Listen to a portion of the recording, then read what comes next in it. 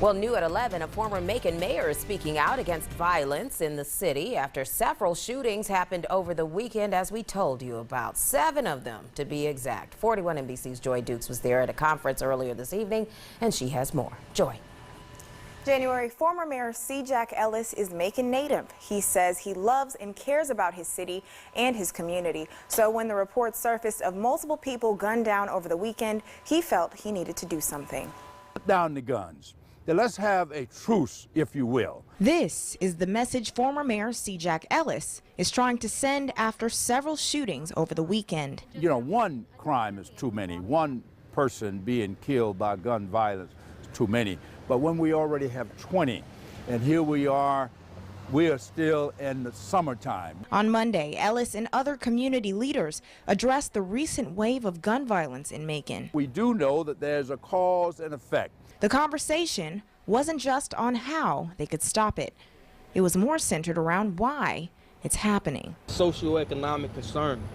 A lot of these kids don't have good jobs. We had kids off for a long time last week without adequate resources or diversionary programs for them. Ellis says the issues below the surface of violence are complicated. Lack of opportunities because there are no jobs and they don't see any way out. They don't have hope. But if we want to see change, we can't rely on law enforcement alone. We got to start dealing with the whole person, getting to the bulk of each individual's concern. Why are you not working? Why are you not in school? What is your anger management? How are we dealing with those anxieties? They say it's an issue the entire community will have to come together and fight if we want to see peace. And they're willing to find the solution that'll make that peace a reality.